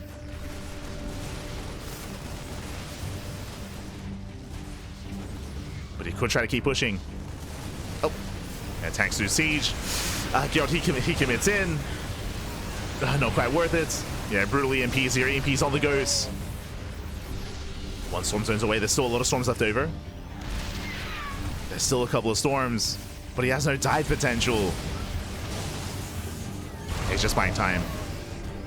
Just buying what little time he has left. Once again, zones away. But Future, he's almost maxed. He's almost maxed out. And Gerald just could never expand, could never saturate. Decent storm.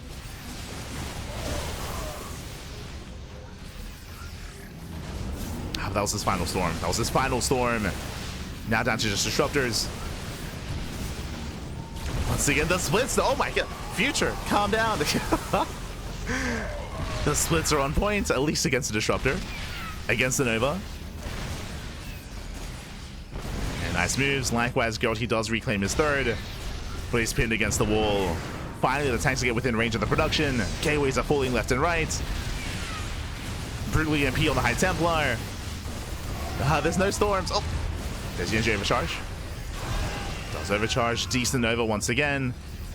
But Future getting a 4th. Just getting another expansion, getting a 4th base. Tanks moving in. That was the final storm.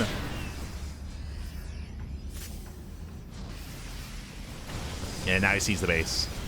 Now he's aware. Again, the one thing keeping Gerald in this game, the 3rd expansion. Taking it for the 5th time? Ay, ay, ay. And he's trying to break out. Does go for the break.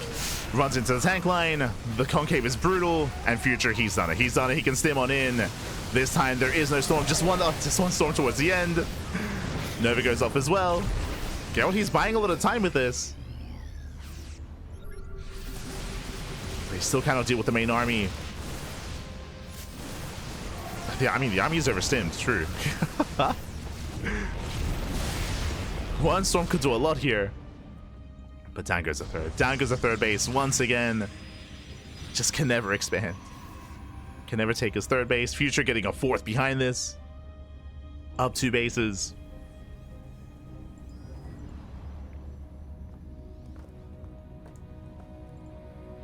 And Future's gonna calm down. He's gonna back up.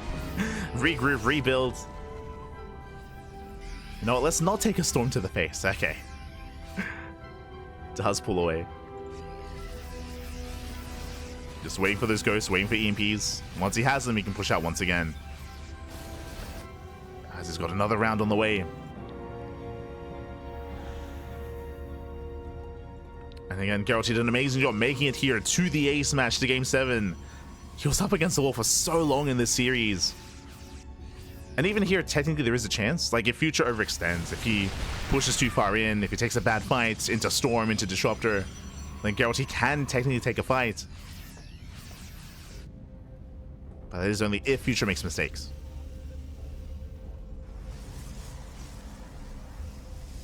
As Future, he's maxed out, and he shouldn't be resting on his laurels here. Backed off, he maxed out. Now it's time to move in once again. Oh. So notice they don't quite connect. Still around by a set. Future still moving in. Oh, brutal EMPs. Catching up the High Templar. Oh. Does get a Storm off. Does get a Storm. The base is denied. Once in, we're going straight for the natural. There are how many? There are 4 High Templar so far. Nova's coming in.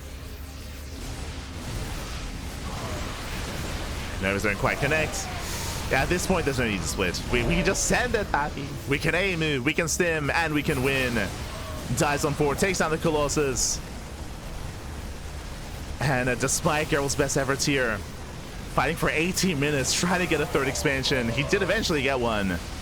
But too little too late. Too little too late. GG, congratulations. As a Future, he will claim the series 4-3, becoming this Cheeseadelphia's 2025 champion. GG.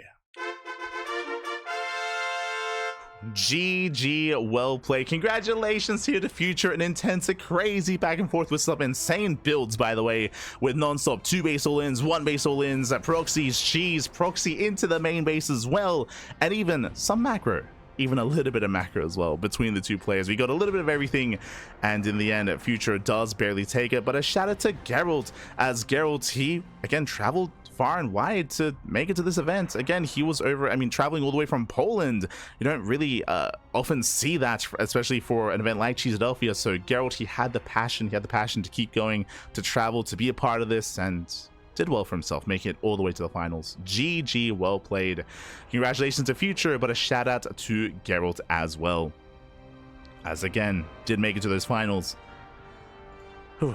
Despite the jet lag, despite the travel, despite staying with Dave Testa of all things. I mean, who knows what that entails? Kappa.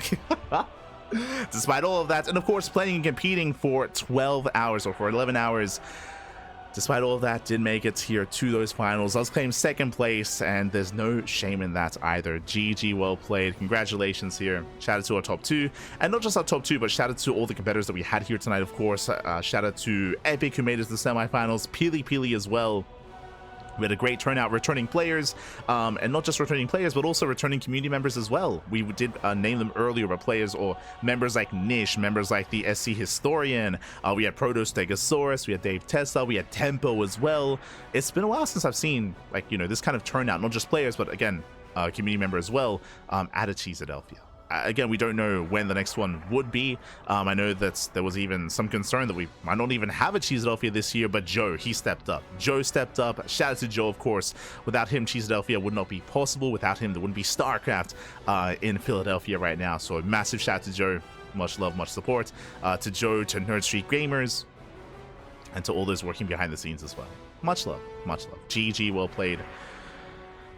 Oh my god, and I hope you all enjoyed the broadcast as well. I know that there were some technical issues when it came to the offline venue stream. I know there were some issues there, but again, regardless, I hope everyone enjoyed their time there together, and I hope they continue to enjoy their time there together as well. I mentioned before, but what do we expect? Some KBBQ Pappy. I'm sure everyone's gonna head out together and enjoy the rest of their evening.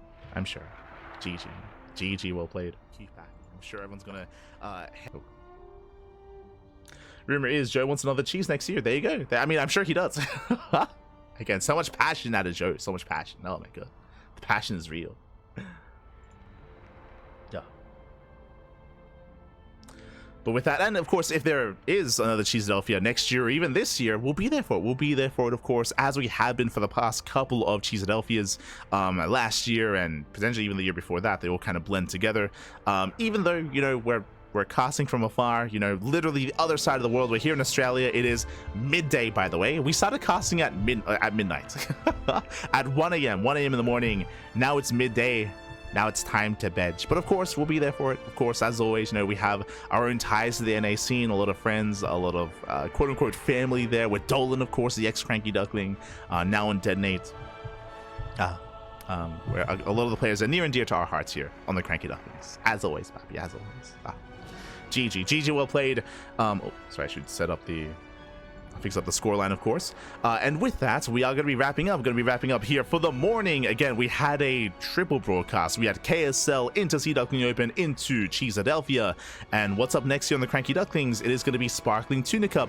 That is our weekly open tournament that we do host on a weekly basis, of course. That is going to be in 8 hours time. 8 hours time. I'm going to go pass out. I'm going to go pass the hell out, get some sleep, get some rest, and we'll be back, of course, for the Sparkling Tuna Cup. Of course. When it comes to other things happening in StarCraft, of course, we do have a Home Story Cup, you know, almost like the Cheeseadelphia equivalent in Europe. Home Story Cup is going to be at the end of the month. That's going to be on the weekend of the 27th, 28th, or 29th of June is going to be Home Story Cup. Likewise, we have the Esports World Cup Global Qualifier this weekend as well on the 21st and 22nd. So a lot of StarCraft is going on. We also have OzCraft. That's going to be the same weekend of Home Story Cup. I know that there were some people asking about OzCraft. It's like, hey, are you going to be a part of OzCraft? Unfortunately not. I would love to do both, but for those that recall, we have been the B stream for Home Story Cup for the past couple of years, and we're probably going to be the B stream again, and I would love to do both, but I have to sleep at some point. I have to pick and choose between OzCraft and Home Story Cup. It's a rough decision. I guess I haven't fully settled on it yet, but yeah, it is unfortunate. It's unfortunate that both events are happening on the same weekend. This is where we have to clone a light and cast everything, Pappy. I would if I could. 100%, I would if I could. So unfortunately, we have to pick and choose. But yes, that's going to be on the same weekend. And of course, next month is going to be the... also, this weekend coming up is going to be the offline event in Brazil. Just all the offline events. We just had Cheeseadelphia in the Americas. We have Home Story Cup in Germany, of course, at the end of the month. And we have the Brazilian StarCraft circuit that's going to be this weekend. That's going to be a big event happening in Sao Paulo, featuring the best players in all of Brazil. We're going to be covering that, or at least we should be covering that as well. Speaking of events clashing, that is going to be clashing with the Esports World Cup qualifiers. We haven't double-checked the times yet. I don't think times are public for EWC, but if we can, we do want to, of course, prioritize the Brazilian scene. For those who do not know, we have been covering and casting a lot of Brazilian StarCraft here on the channel as well. Bom dia, fala galera. We do cover a lot of Brazilian StarCraft here, so... we would want to be a part of that offline event broadcast as well, as we typically are. Meanwhile, big shout out to Mason Jar 149 in the chat. God, thank you so much. Thank you so much for the 5 gifted subs to the community. Thank you so much, Pappy. Thank you so much. We do appreciate the support. We do appreciate the gifted subs in the chat. Thank you so much. And again, much love to all those working behind the scenes at Cheeseadelphia. Are we done? I think we're wrapping up for now. We're wrapping up. If you enjoyed the broadcast, if you want to tune into the VODs of this event of Cheeseadelphia, and even, you know what, even last year's Cheeseadelphia, !YouTube or ! socials in the chat, you'll get a link to our social medias. If you want to catch up with all the memes featuring, oh, how could I forget Beefy? True, Beefy as well was a big part of, he's the biggest part of Cheeseadelphia. Our Beefy. Big part of the previous stream, and of course featured here in this year's Cheeseadelphia as well. So much love to BP. Much love as always.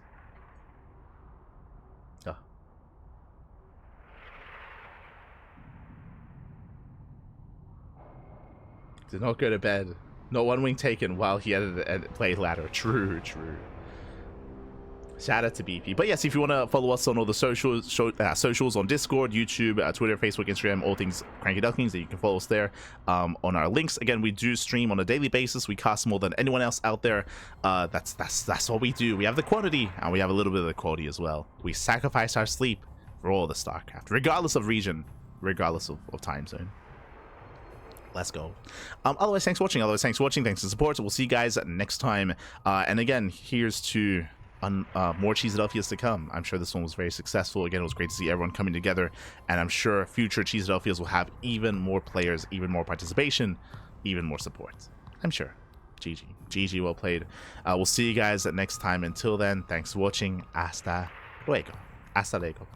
See you next time. Ciao. Ciao. See you next time.